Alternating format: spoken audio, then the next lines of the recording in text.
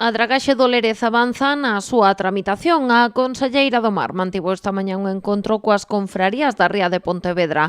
O proxecto de dragaxe iniciou hoxe a súa fase de información pública. Prolongarase durante 30 días nos que se poderán presentar alegacións. Dese proxecto básico, desa estudio de impacto ambiental, que estará aberto ese proceso 30 días para presentar alegacións.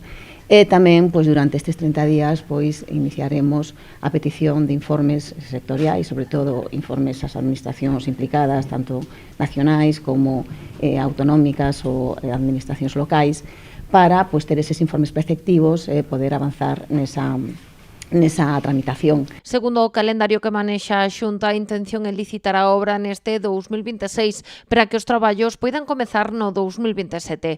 O prazo de execución é de 10 meses e o orzamento de 11,9 millóns de euros. Si agora vamos a remexer o río que necesitamos que se drague porque está volcando moita máis agua dulce dentro dos propios bancos marisqueiros, é perjudicial.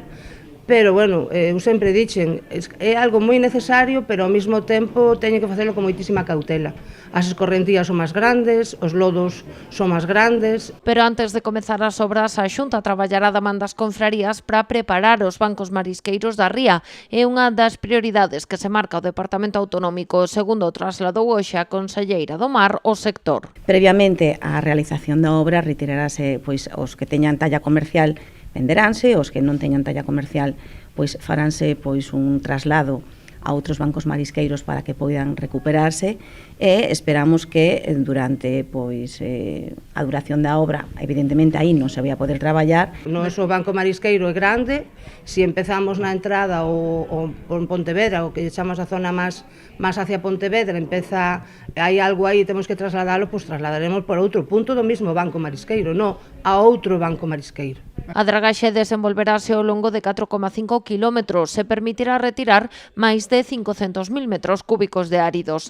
Precisamente o seu tratamento foi un dos puntos que xerou máis polémica ao redor do proxecto. Son áridos de categoría A, son os máis favorables. Ese punto de verquido, punto B, é un punto bastante máis alonxado do E8 que o habitual na ría da Arousa. Ese punto está entre 105 e 110 metros de profundidade. É un punto indicado por un organismo técnico que indica que non hai impacto ambiental e non hai ese tipo de acción, de consecuencias. Segundo o proxecto actual, os traballos comezarán na desembocadura do Lérez e irán avanzando ata o Club Naval.